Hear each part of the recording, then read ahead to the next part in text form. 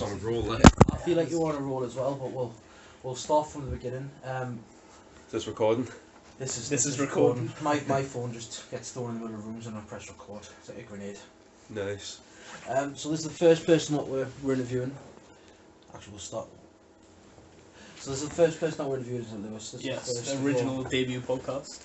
And we've got Joseph Biggs here, who, despite his emo naff hair, no one in the wrestling industry seems to have anything negative to say about, which is quite odd because people do tend to be quite critical of others, especially if there's... Especially when you're young in your career. If you're young and there's other people of the same age thinking that they should be doing what you're doing, but you tend to avoid that. How would you think you've managed to avoid the criticism and only have people sing your praises? I'm not even sure how, because I'm a bit of a dick in person. Anyone who knows me outside of wrestling can probably tell you that. I really don't know, like, I'm a raging alcoholic and I look like shit half the time. So I don't know how people don't hate me. Even when I'm heel, people like still want to cheer me for some reason. I mean, I've had the occasional like Facebook or YouTube comment saying, "Oh, you're shit." But Can't be on the internet and not have them. well, yeah. How old are you? 20. 20. And when did you start your training? It was actually January 12th, 2013, and I remember the day somehow. Me and a friend discovered a local wrestling school, Rad Pro. Georgie Leggett does that one. He was running it at the time, yeah, but it's all changed now. It was 4 years ago, so like... Things change. Oh yeah, the scene's totally different now to what it was. But my friends discovered like a load of wrestling schools. He did some Googling because we'd been into it for a while and it was something we wanted to check out and see if it was any good, see if it was like as good as we thought it would be. And he discovered Rad Pro, so we went along to a few training sessions. He ended up quitting pretty quickly and I just stuck at it somehow. Not sure why, wrestling hurts. Do you still remember your first session? Oh yeah, I remember it quite well actually. As someone who's never been to a wrestling training session, what is session one? It really kind of depends on where you go. What was yours? I got taken through a quick stretch off. I learnt my bumps on a crash mat because back when I started it was all on crash mats. Like you get a lot of places to train in ring now, but I got taken through my back bumps and a load of basic moves. And then because I was wearing a CM Punk shirt and doing John Cena impressions, they started to beat me up with forearms and chops, and we spent the last hour of the session just doing strikes and all that. How long is a session, or how long was the session? The session there was 4 hours, and I was in so much pain afterwards that I actually didn't want to come back. In like the week between that session and the second one, I was just looking for excuses because I kind of thought to myself, like, if it's going to hurt this much every single week and if I'm going to be in this amount of pain after like every session, then I'm not really sure this is for me. But I remember the second week wasn't training, we had a show that week instead, so we put the ring up and we all got to have like a turn running the ropes and taking bumps in the ring just to get used to it. And I remember quite well, I managed to hit a perfect springboard arm drag on my second ever session, and I was getting so much praise for it that I decided, oh well, maybe it's something that I should keep trying. And that just seems like a silly thing to even try. it seemed like a good idea at the time. Like I was thinking, oh, was it suggested you or just go for it? It was suggested, and I thought like, oh, this isn't gonna work. Someone's trying to have him killed. Someone's trying to get Biggs to commit suicide just by random springboard. It totally backfired. I'm still here. 16-year-old Biggs just springboarding at the ring straight away. I was blonde and fat at the time. Hated it. I was at an MEW show and I was interviewed someone beforehand. Adam Christ was in the ring and he was just doing random stuff that Adam Christ does. And then at one point he decided he was going to do like he's going to try to do a flip, just a standing flip and land on his feet. It took until the fourth attempt of landing on his head where he decided he couldn't do it. And that's just what happens in wrestling, and I love it. Keep what was your first training session like, Lewis? You pulled a bit of a face there when Biggs was describing his. What was yours like? Well, like, I train with Bigs now with NGW with Rampage Brown and Jamie Ahmed. And Screwface. yeah, Screwface. And pretty much it's just all cardio, isn't it? There's a lot of it, but very tiring. I'd say it's been pretty beneficial. My cardio wasn't great beforehand, and now I can actually get through a match without dying. Like, It helps. the first session was snapmares, arm drags, and headlocks. Pretty much was all I learned first session, but it was solid, and I've remembered since. So How long are those sessions? it's about 2.5, 3 hours usually. 7:30 start, and only have the ring up by 8. Yeah, it's in ring now. Like it moved to a new place back in, I think it was end of November, start of December or something. Yeah, I've missed most of the sessions since we moved because I got no way to get there. It's a bit out the way, but it's totally worth it to anyone looking. There's about 5 or 6 schools in the northeast now, so no matter where you live, really, there's always like an option. I really rate the school there. I don't think I would want to try anywhere else. Yeah, like short term. Some people say you should train with like a load of different places, and I've tried that, and it worked to an extent. I feel like it's what helped me like start getting booked around places by like going along and training with them a bit. But then there's some who say to like pick one and stay loyal to that. It just comes down to like who you ask, I guess. Have you got any like training nightmare stories of, without saying who this training school was, if you don't want to embarrass anyone, but where you were asked to do something you shouldn't, or you did something that went a bit wrong without getting massively hurt? You're smiling, so you think of something. There's one that comes to mind straight away. It was kind of my own stupid fault. Right. I went to do a session with Full Tilt Wrestling one time, and that's all in ring there. So I remember we were setting up the ring, and the frame was all up, and we were putting like the wooden boards on. But before you put the big thick boards on, there's like a few thin plywood ones on. So I put them on, and I decided to get on the frame and like walk out into the middle to like go move some around. But me being the careless twat that I am, didn't step on one of the bars. I stepped on one of the bits of plywood, fell right through the fucking ring, and split my entire leg open. Like, it wasn't like wide open, but I had like a massive scar going like right up my thigh. Deep graze. Yeah, like it's one of those moments where everyone laughs, and then they think, "Oh shit, is he all right?" And then they see that I am all right, and then they laugh again. And you've damaged the plywood, so you've. I damaged the plywood as well, so I damaged myself and everything I touch. I thought you were just gonna tell a story about like walking across the bars and just like landing on your nuts or something, but that sounds even worse. I think I'd have rather landed on my nuts, to be honest. At least that wouldn't really leave a scar or anything. So you've still got a scar. Oh no, it's gone now, but How it long never. did it take to heal?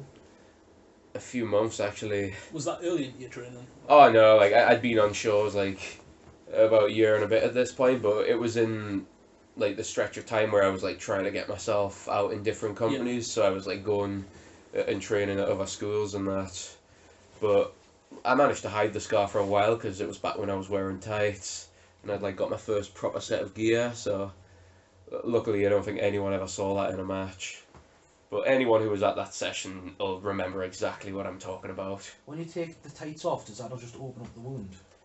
No, it healed pretty quick. I sat out as like the rest of the ring went up, and the bleeding stopped pretty quick, but it was just kind of there. That sounds really, really bad. It's another reason why I just don't intend to ever. It's not even the I've ran the ropes once and I thought this is enough for me because the ropes are much harder than you'd expect. It's not even like the worst casualty I've had in wrestling. What would that be? I drink a lot. I'm sorry. Probably about 2 years ago, I injured my left knee in a 6-man tag. But again, that was probably my bad, just because like I was still pretty inexperienced at the time, and I wasn't in the position I was meant to be in. So I kind of took a cannonball right on the knee as it was like bent, and it kind of bent it away it shouldn't go, and I just kind of crumpled on the ground, and like you had to check if I was all right, and we just had to like get me out of the match quick. So what was the Did you go to the hospital for that, or what was the... A few days later, because my parents didn't actually think it was that bad, because they don't know a thing about wrestling. Even at the time, I didn't know if it was too bad, because I've taken like knocks and falls and all that, and I've been a bit shaken from it, but it was one of those things where I didn't know if it was serious or if I'd just like shake it off 5 minutes later and I could like get on with it. But as soon as I got backstage and like it didn't really heal up quick, I kind of thought like, oh, this is gonna be a hospital job. Did that put you out of wrestling for a few weeks, or? Luckily, it was before I was really like wrestling most weekends. Like I had about a month between shows at that point because I was still only ever on Rad Pro shows. Yeah. So the next one I was in a target anyways, and because we were doing an angle where I was going to turn heel, I spent most of the match on the apron, not really doing anything. Like I still wasn't really clear to wrestle because like I could hardly even walk without feeling much pain. But I just kind of sat on the apron the whole time, then turned right at the end of the match. But my parents didn't think it was too bad until like it was taking me about 45 minutes to get home from college each day when it's usually a 10-minute walk. Yeah. Like I was having to like hold onto the walls and I was limping and I was holding up traffic because I was taking so long to cross the road. Like I'm laughing, but I shouldn't be. I injured myself on the Saturday and they wouldn't let me go to the hospital until the Thursday.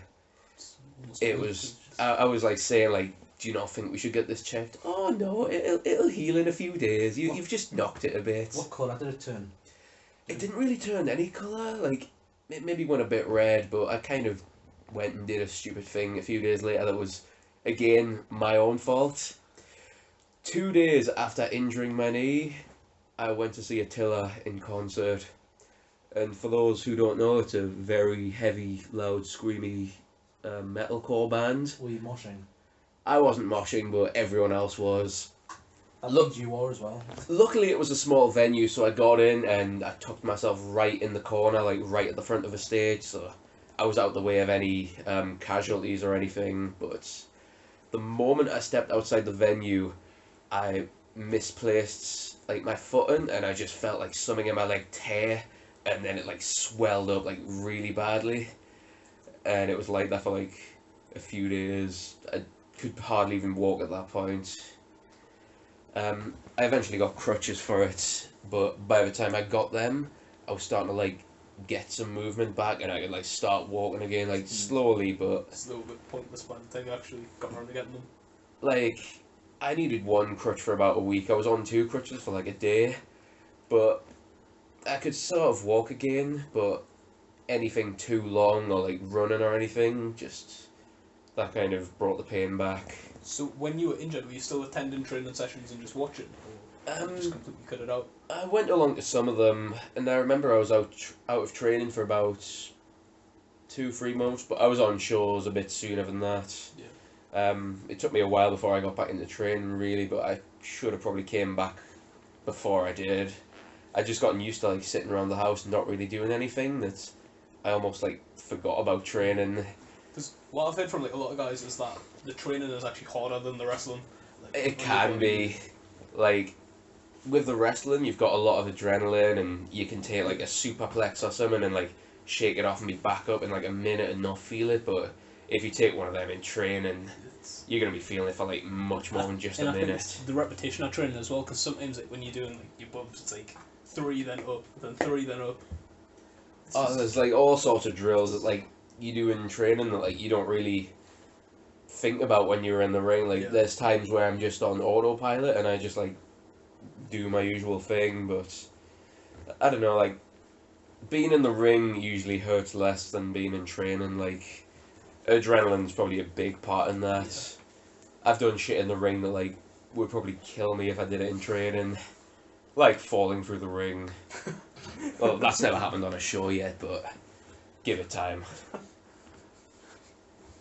I reckon that's what like Kane's gimmick of coming up through the ring came from.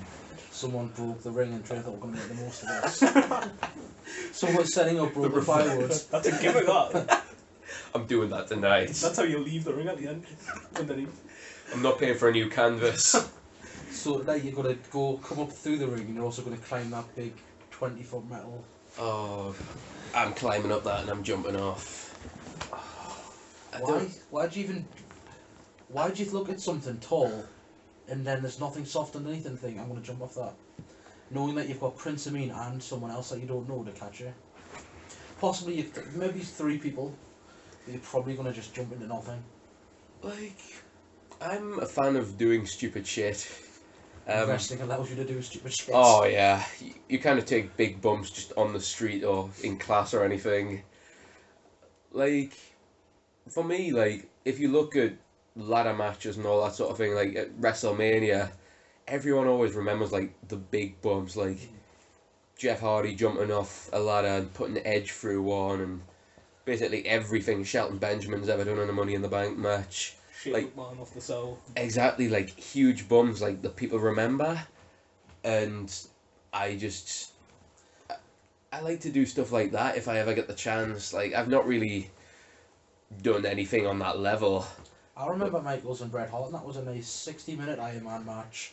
Nice and straightforward. Looked like the cardio was taking a bit of a beating, but that was a good match. They did the jump off any ladder. What? Yeah, but like, I mean, he did abseil in. you are? He abseiled in. Other than that, that was. But that was a high spot. Yeah, but he wasn't deliberately gonna fall. He could have. He could have. You were at North the other week when Alex jumped off the balcony as well. Oh weren't you? God, I remember that. Would you have done that? It's one of them things where like you say, "Oh yeah, I'll do that," and then when you stood up there and you're looking down, you're thinking like, "Shit, I wish I hadn't agreed to do that." Like, That looked smaller than that thing you want to jump off tonight. But there was a distance between. It wasn't really the height. The thing at North is it looked like you had to take a run and then jump. And then if you jump just off fell, it. you was just going to hit the ground. Yeah, all the ropes, which would have been worse.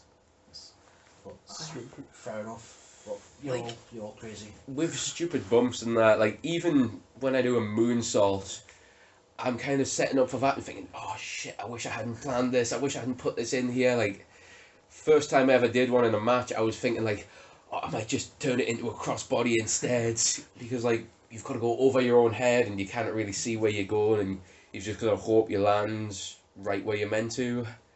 And it's a lot of trust in the other guy as well. Oh yeah, like I've done 106 matches and I've only ever hit 2 moonsaults, just because I'm fucking terrified of them. 53 record.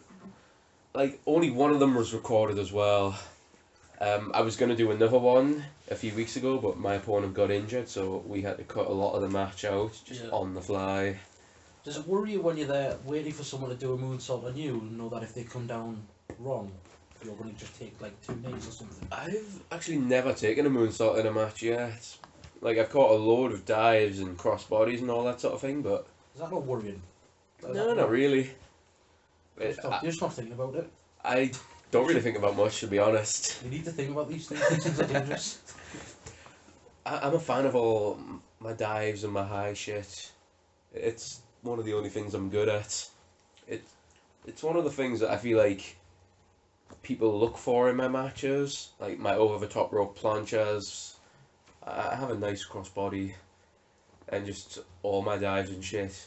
I rarely do much groundwork, like wrist locks and all that sort of thing. Do you think you might work that in when you start getting older? When Possibly. your body starts breaking down. I'm around you, 'cause not all really these thinking crazy about that things. too much now. I All these people who tell me, "Oh, Biggs, he's got a future." If you hurt yourself, you need to think of a plan B. Let's just start working on some wrist locks, some chin locks. Randy Orton's known for them. Yeah, but I'm not Randy Orton. I have hair. Randy Orton could have hair. He could.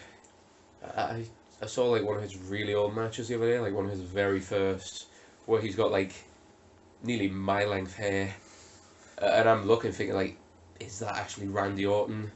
He had like right. he had no tattoos either. Almost, it was weird looking back now. I was watching something on the network and it was about Takeover Brooklyn, and it had like Sasha Banks coming out before she was the boss, and it was just like generic Sasha Banks is rubbish. Sasha Banks now is awesome. And the same with Bailey, like just taking away the side ponytail just made her just look a different person. See, like I kind of understand people starting off with something different to what got them big, because in a way, like if I was still doing and wearing what I wore in my first match, I'd not be on this show tonight, and I'd not be like wrestling every weekend. My first gear was like a basic singlet, some oversized crusty red knee pads that barely fit, some local boxing boots, and I had these things on my hand that looked like cut up white socks. These wrist support things. I looked shit, but I see a lot of your new merch on gear on Facebook. yeah, I'm a He's fan got of. some new ones today as well. Yeah, I get away with these new ones today. I go to Vic Stitch now for a lot of them. Yeah, She's pretty good with them. I think she's the most popular. Yeah, definitely one of them. This last pair I ordered, like, they were ready in like 3 weeks, and I got the pictures and I was thinking like, shit, that was fast. The pair I wear the most, the ones with like my logo on them. Is that your face without like? Yeah, Same as the t-shirt. That's like your head without your face on it, probably. those are like my most common ones, and I got them from UK Wrestleware, which was brilliant quality, but they never respond to me anymore. I've sent them messages and emails and all sorts, but they just ignore me. So I've heard that happens with boots and ring gear quite often. I don't know if there's just like these people have so much ordered or something, or if they're just swindling people. But like it seems like a difficult. like I'd never paid for anything. Luckily, I was just trying to get a price for like Right. stuff I was looking to buy, but it was the same with like other places I've been to. Like when I ordered my first proper pair of tights from Custom Cunts, Custom cunts. yeah, custom knee pads, unitards. It stands for something, I'm sure, but I thought made you the were just throwing shit at them there. I didn't know the actual name. well with a name like that.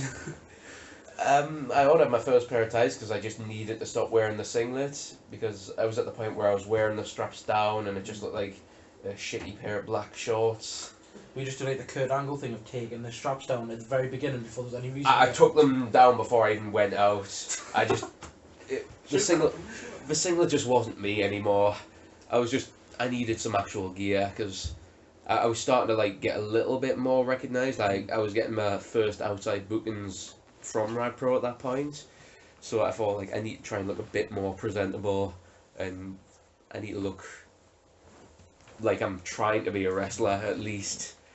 So I ordered some tights, but they took forever, and it wasn't really the design I asked for. It had some of the stuff on, but it was missing quite a bit of what I wanted.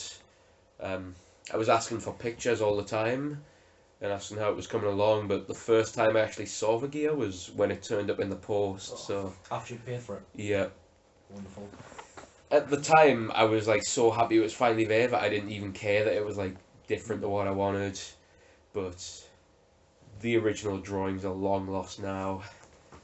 It was supposed to be a lot different to what my tights actually look like, but I don't really wear tights now. So when you order gear, do you have to send in your own drone of what you would like? Is that how it sort of? The way I've always done it is I've always drawn up a design and found some fonts on like Google and all that. Do you draw it or do you have like a friend who's an artist who does it? That would probably be a better option, to be honest, because Right. my drawings look terrible. But I usually just draw up my own shit. Right. I'll get an idea from like an album cover or just anything really, and I'll try and like take some of that, draw it, stick it on some gear, sorry. Maybe put some of my own logos in and just get a price for it. I'll maybe send it to a few different places, Right. see what the best price is and the best waiting times and that. And then I'll just like make a decision from there usually. Some of my gear's arrived in a week, but it's been a bit basic in quality. Whereas like the stuff I have to wait for is usually like The best. better quality. Do you talk to like the other wrestlers and see like, I don't know, HD to Drake's tights and say where do you get them made? Oh, I've seen his, like, I think he went to Custom Cunts for some of his first ones because I've seen them on their Instagram page. But at the minute, I just need to, like, find out what's good, but what's not, like, too expensive either, because half the time I don't tell my family that I'm spending this amount of money on wrestling gear. Martin Kirby uses Vic Stitch as well, so did you get like, where did you get her name from? Did you just see it on Facebook or you- did someone recommend it? Just everyone recommends her, to be honest. It's one of the most like talked about in the UK, I guess. I like how she always posts pictures on Facebook of who she's working with. And Oh, you can yeah. see the designs. Like, I always do my research on a place before I get new gear, and just some of the stuff she'd done looks pretty impressive, so I went down that route. How many different sets of tights or whatever have you got now? Hmm. And how often do you wear them between washing? I posted a picture on my Instagram about a week ago. We've got new ones now, so that's Oh, doesn't the count. new ones were included. Were they? I had to like quickly set them all out without getting caught because like I got them in the post and my mum was like, "Oh, Joseph, you've got a parcel," and I knew what it was. I just didn't want to tell her. Oh, I've spent 60 quid on trunks again, because then I get shouted at. So I quickly put them on the floor, quickly took a picture of and just stuffed them all in my case to hide them. So how many is there? I've got about 6 pairs of trunks and the pair of tights, but I don't really wear them anymore. I think the last show I wore them on was September. Shield Pro's debut show I wore them. Then you've got your tights. Then you've got like your knee pads, your boots, Yeah. your tape.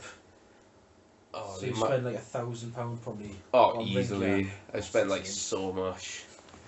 Mad. There's another gimmick I used to do, like a masked character that I don't really do anymore. Right. I worked out that alone was about 500. Like all the gear for that, and that's something that I've not even used in over a year now. Do you still have the mask? I've got the mask, and to be honest, I'd probably sell the gimmick if like I'd not get as much as I paid, but I feel like it's a shame being wasted because like it's Advertise it through the page. Really. it's good quality. But if I advertise it, everyone's gonna know it's me. But then they'll know it's not going to be you next time. 'Cause I you can sell think it. of a few people who would actually buy it straight from you. Just Oh, for the nice. dust. It'll be some weird fan who just wants to smell the That mask. was Like, the idea, yeah. I saw something on eBay ages ago, and I don't know if it was right now, but it was like it said it was Lillian Garcia, and she was selling out some of the dresses she'd worn on Raw, and it had like a photo of her and then a photo of the dress, and she like had it in big bold letters that it was washed, it was dry cleaned, and there's no like smell of hair on it. So nobody bid after that. people wouldn't have been interested. That's what the wrestling fans want. Just don't pay to get it dry cleaned. just sell. Wear it next show. Just get it over and then just sell it. You've got like some weirdly perverted wrestling fans that are just into that kind of weird shit. Leading from there, Lewis has a question. Cardio is like definitely something different. Like a lot of schools, I think pretty much everywhere in the northeast now does warm ups because I've seen pretty much all of them. Is it still recording? Because It's still. Ah, good. Rampage is, I don't know. I've been training them now for I think it's nearly a year. In June it'll be a year. It was like kind of recommended by a lot of their guys that I go along. Primate was like one of the most regular ones recommending me. Like after shows, he'd like routinely sit me down and like just tell me like you need to start coming here. Like it's gonna do really well for you and all that, and it has. Like it managed to get me the few spots I've had on What Culture. I had a spot on What Culture. I didn't need to go to training. Oh, well, fuck you then. I was just saying. My spot was probably before yours. Me and someone else randomly had to carry out Lucas Archer when he was trying to get into the building when they were banned. Because I was sitting there doing nothing, so they asked us what size shirt I was, gave us a What Culture shirt, and then three of us had it. Someone chucked Drake over his shoulder, and then me and someone else like just grabbed Archer's legs and going the whole time. Yeah, it sounds like it was before my time. Like, I know they used to kind of run Newcastle all the time now, and now they're kind of running all over the country, and whenever they're up here and I've not got like another show that I'm booked on, I'll go along and I'll help out with the ring and I'll see what I can get. One of the best things about What Culture, I think, is they run on nights that wrestling isn't normally on. Yeah. It's normally Monday nights now, isn't it? They used to do Wednesday and Thursday, now they do Monday, and I think most wrestlers don't have a booking on a Monday. Unless you're like one of the guys who works the camps and that, Yeah. it's quite unlikely you're going to be wrestling in like a social club or something on a Monday. So it means to get their choice of talent, so there's not many UK talent at least that they can't get at any one point. Exactly. No, they're doing really well for themselves at the minute, and I kind of wish I could go along to like the shows in Milton Keynes and Manchester and London and all that, but sadly being a student doesn't really help with that. Can you just jump in the back of Drake's van? I could, but then I'd feel like a stowaway, and like Are you helping him put the ring up though? I'm sure he won't mind. I'd probably get bits of the ring falling on me. Are you falling on bits of the ring? I'm sure like I nearly dropped a corner post on myself once. When I was trying to set the ring up at a training session years ago. I thought it would be a good idea to hold it like a barbell, and I kind of misjudged and I nearly fell back and crushed my ribs. I can't carry a corner post by myself. I can lift one up, but I can't carry one.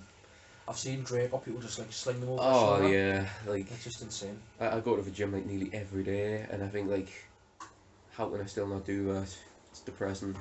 I don't like carrying the little mid posts, and they're like half the size of the size of the corner ones, and I just think I like carrying the padding. That's more my style. I don't like carrying the ropes. Ropes are cool. I like ropes. I've been doing the setup for like Jamie's promotion. Oh yeah. That's fun. That like Oh, I see a lot of their stuff on Facebook. the setup goes really clean as well, and the takedown. Right Nice. at the door. I don't know who made their ring, but Drake made the one that gets used for what culture. Yeah. He makes his own as well, I'm sure. Yeah, I think the fact that Drake builds it and made it, I think it goes up faster than anything else. It's just like a jigsaw. Going in with what you said earlier about like, does wrestling and training hurt more or less? Like if you're on a show or whatever, it depends on what ring you're in. Like that ring is one of the nicest I've bumped in. Pete Dunne told me that, and he'd like just after I'd been talking about like how he'd spent time wrestling in Japan, he's like, this ring tonight's as good as anything else. I was at North, so Was that the first note? I think the fact that like Drake knows he's probably gonna have to land in it, he's made it as soft as he can, but it looks good. It sounds good. It sounds like it hurts when people land on it. There's some rings where like you can bump and like you'll feel it straight away, and you kind of like think to yourself like, oh, I don't want to be bumping all match now. But there's somewhere like you think, oh, I want to do nothing but bumps. That's one of those rings. Was there any other questions? While you're looking for another one, I think, without knowing everyone who goes to every single school or how many schools there are, Rampage's school set tends to have the better wrestlers go to it, or there's certainly the more established wrestlers like Primate and Drake and Alex, Roxy, Yeah. we've got Screwface. All of the big name guys go to Rampage, and I don't know if that's because he's the best trainer or if he's just maybe it's more regular, or it's because he's done it, he's got the experience. But I just think it's. the thing is, I think it comes down He's to been doing it now like about 20 years or something, probably longer. I'm not too sure actually. But he's definitely probably one of the best wrestlers in Europe, not even the UK. So for him to have like a training school like right here in the northeast, like I recommend it to pretty much everyone who asks. It says a lot as well because the school's quite a while out of the way and people still turn up every week. Oh yeah, like I was speaking to one of the guys there. Like, there's people who come up from Leeds at the minute to train there. It's mad. There is an NGW training school in Leeds, though, isn't there? Yeah. Ligero's. Hull. Yeah, it's the one in Hull. There's one in Hull. There's one in Leeds, I thought. I think Grapple run Ligero Leeds as well. do the same I'm not too sure about like the one down there. There's Grapple's in Leeds, I think, and Grapple has Ligero and That's with David Graves and Davy Graves. Yeah, they all train down there. That seems good. So what were the other questions you've got for Joseph? before There that? was a question that I wrote down for myself. It was when we conducted our interview for the magazine. One of the names you sort of really wanted to face was Prince Amin. Oh yeah. Right here tonight. Team Amin versus Team Biggs. I'm looking forward to it. Do you know who's on, this isn't going to be shown obviously till after the show. Do you have any idea who's on your team or his team? I know who's on both teams. You're not going to tell us. I can't. All your friends, Biggs. I know. You haven't bought me a drink. Bar's going to come on. Sorry, I don't want you to be drunk before you wrestle. I've always wanted to do a drunk wrestle. Not against a professional like Amin. Yeah, true. It's just every time I'm on a night out, I get loads of drunk confidence, and I think, oh, this would be great to wrestle on. Although, It'd be great to wrestle on skills. well, maybe if I was just doing a promo, I could get drunk and go to the ring and do that, and I'd have all the confidence in the world. But I wouldn't really rate my chances on remembering a match. Like, Do you always set absolutely. up the match beforehand, or do you just call it in the ring? How does it normally go with? I plan about half the match and do the rest out there. See what's reacting. Usually the best things to plan are the start and the finish. You can kind of get away with winging most of the middle of the match, but there's been some matches now where I've planned like everything down to like the move and the punch and like just every little bit's being planned. But then there's a risk there of if you forget something or if something goes wrong and like you need to get back on track and it just looks all weird and you can tell. Or something's not working. Yeah.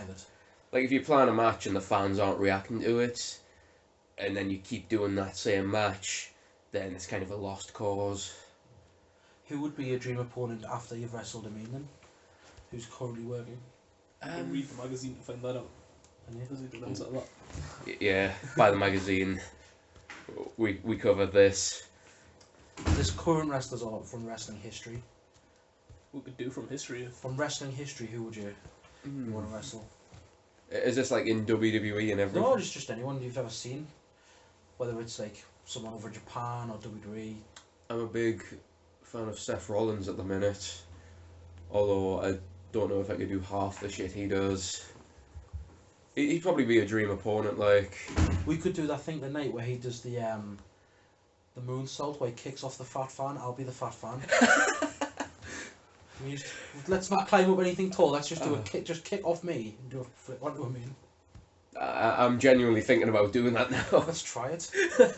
I'll go that. Yeah, but then I get scared when I have to do moonsaults and that You're bottle it. I'm getting kicked. Well, we go down together. That's fine. So you're more scared of the moonsault than jumping off? Probably, because I can actually see where I'm going. Fair enough. Like, if I'm moonsaulted off something really tall, I'm going over my own head and... Hold up, a moonsault from the tall thing, then... We've got plenty of time to rotate. Yeah, but then I'd probably over-rotate and land on the top of my head and die. And then they'd have to carry my dead body through the rest of the match. My wife was at WrestleMania 19 where Brock Lesnar came down his head and she said everyone thought he was dead.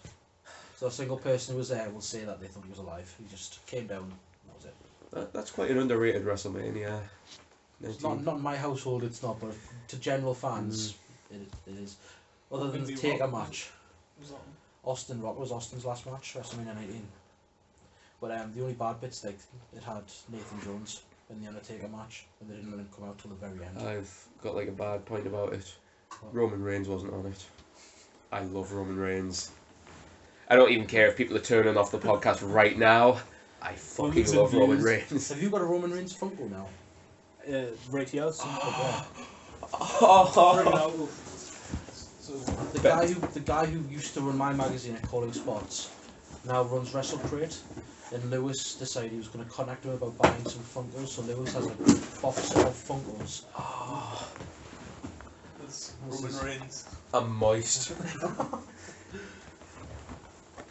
Now Lewis tried to take it off him. Which other ones are there? Kevin Owens and Ultimate Warrior. Oh, might as well plug it now. You can get is it 10% off? So you negotiated it. 10% off your first order from WrestleCrate with the code BWFM at checkout. What he said. So you just go to order it, and then there's a code promo code you put in BWF10. BWFM. BWFM10. No, 10. I don't know what's going on here. Just cut it out, Lewis. Edit this out. It's staying in there. It's gone. I don't deal with promo codes. I just spend 25 hours this week packing them, so I get a free one. Fair enough. But other than that, that's all. Make quite a little tower there. It's the only thing I'm good at. From the side, Roman Reigns and shit. Kevin Owens look the exact same. Like, I'd say Roman's beard's better. It's what I'm working on with mine. I aspire to have that kind of... I think I've got a long wait for mine. I can't grow fake, like, hair on my cheeks, which is a shame. Like, That's the only place I can. I don't help my case because every time I get sad, I shave. It's So when I always- get sad, I cut myself, but not quite that extent. I I'm just going to shave the top of it. I cut the hair on my chin. So I hate life. Cool. Is there anything else you want to say, Lewis, before we finish up, or? Pretty much just to have a great match tonight and I'll go try. and jump off the tallest thing here. And There might be a moonsault if I'm feeling brave enough. so where can we find you on Twitter, Facebook? My Twitter is @JosephBiggs1996, although I I barely feel use so it. old. So I old. feel so old. I'm 21 in December. I'm 30. Oh, I'm 16. you lucky bitch. My Facebook page is Joseph Biggs Professional Wrestler. I'm working on getting 900 likes so that I feel a little bit special. My Instagram, if people want that, is Joseph. You look more like an Instagram sort of guy. I like Instagram. My Instagram is Joseph_Biggs. And I give out my Snapchat, but I think we're just getting a bit personal here. Contact Biggs for his Snapchat.